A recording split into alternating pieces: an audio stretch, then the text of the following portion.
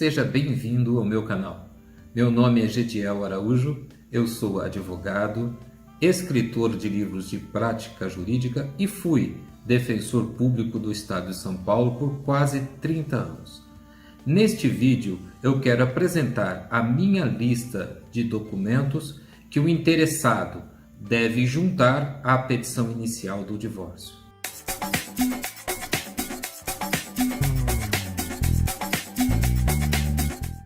Como você deve saber, a ação de divórcio é a medida judicial que possibilita ao interessado obter o fim do casamento. O divórcio pode ser consensual ou litigioso. Tem-se o divórcio consensual quando ele é requerido por ambos os cônjuges e o divórcio litigioso quando ele é requerido individualmente. Neste vídeo, eu quero comentar a lista de documentos necessários para se obter o divórcio. Essa lista a lista que eu vou comentar, se encontra no meu livro Prática no Processo Civil. O primeiro item da minha lista indica que o interessado deve apresentar ao advogado cópia dos seus documentos pessoais, ou seja, cópia do RG, do CPF ou da CNH, da certidão de casamento e de um comprovante de residência, preferencialmente uma conta de luz ou de água.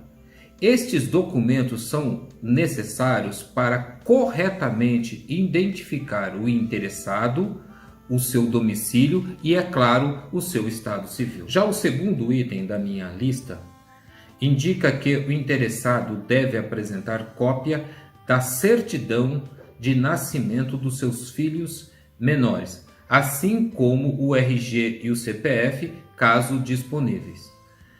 Esses documentos são necessários também para identificar corretamente os filhos do casal, possibilitando que o juiz futuramente venha decidir sobre a guarda, o direito de visitas e o valor da pensão alimentícia. O terceiro item da minha lista é a apresentação de uma cópia do pacto, do chamado pacto antinupcial.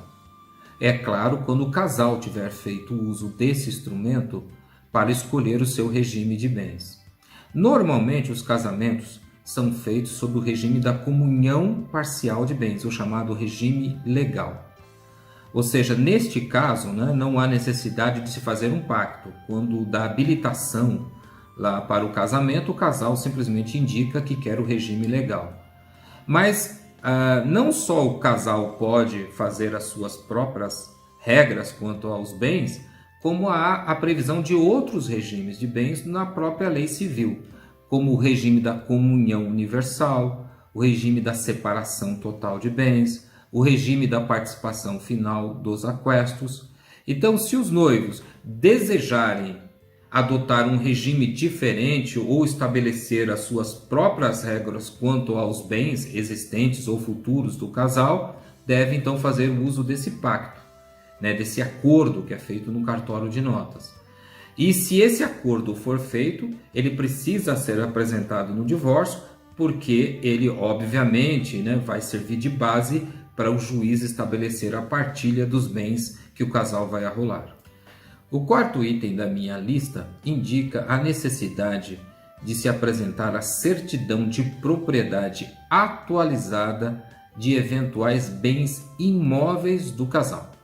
Esse documento é necessário não só para corretamente identificar os bens do casal, mas também para possibilitar a futura averbação na regularização junto ao do cartório de imóveis da partilha que eventualmente o casal vai fazer desses bens. Além da certidão de propriedade, deve-se juntar também uma cópia do carnê de IPTU, do carnê do imposto predial. Isso vai vai fundamentar, melhor dizendo, o valor da causa, porque nesse carnê consta normalmente o valor venal do imóvel, que vai ser base, esse valor venal, não só para o valor da causa, mas também para eventualmente até para o pagamento do imposto de transmissão de propriedades, o ITBI. Por quê? pode acontecer, por exemplo, que o casal, né, faça uma partilha diferente e se houver aí a doação de uma parte de um imóvel para uma dos requerentes, né, pode ser necessário aí pagar esse imposto de transmissão. O quinto item da minha lista diz respeito aos bens móveis, ou seja, veículos, quadros, joias, barcos, ações, dinheiro, até mesmo os bens que guarnecem o lar conjugal. O interessado deve apresentar ao advogado prova de propriedade ou até mesmo de existência desses bens, bem como documentos que demonstrem o valor desses bens, né? No caso, por exemplo, dos veículos, se pode juntar a tabela FIPE. No caso de ações, você pode apresentar lá uma tabela de cotação das ações. Você deve também apresentar, quanto, por exemplo, ao dinheiro, o extrato da sua conta corrente, da sua conta bancária, o extrato dos investimentos que o casal possua, enfim, tudo que possa, como eu disse, demonstrar a existência e o valor do bem. O sexto item da minha lista diz respeito ao passivo do casal. O interessado deve apresentar ao advogado cópia de todos os contratos de financiamento, de financeiras, de cartão de crédito, assim como demonstrativo dos saldos devedores desses empréstimos. Qualquer que eles sejam, né? Qualquer tipo de dívida que o casal tenha, o interessado deve juntar uma cópia ou um relatório a respeito dessa dívida, mostrando a origem e o saldo atual, ou quando da separação do casal, qual era o valor daquela dívida. Isso é muito importante, porque na hora de fazer a partilha é importante partilhar não só o ativo, né? Muita gente só lembra do ativo, mas é importante também partilhar o passivo. E esses documentos são necessários para ajudar então a se estabelecer qual é o passivo do casal. Por fim, além desses documentos que eu enumerei, né, e de outros documentos que o caso em particular, né, estiver a exigir, como por exemplo um laudo médico, né? Às vezes o caso envolve aí um dos cônjuges, um dos filhos tem uma doença grave, uma doença crônica, é importante se ajuntar também um laudo médico. Então, além desses documentos todos que eu enumerei, o interessado deve apresentar ao advogado um rol de testemunhas, ou seja, o nome e a qualificação de ao menos 3 pessoas que possam, eventualmente, se for necessário, depor sobre os fatos ligados ao divórcio. Bem, é isso que eu tinha que dizer sobre o tema.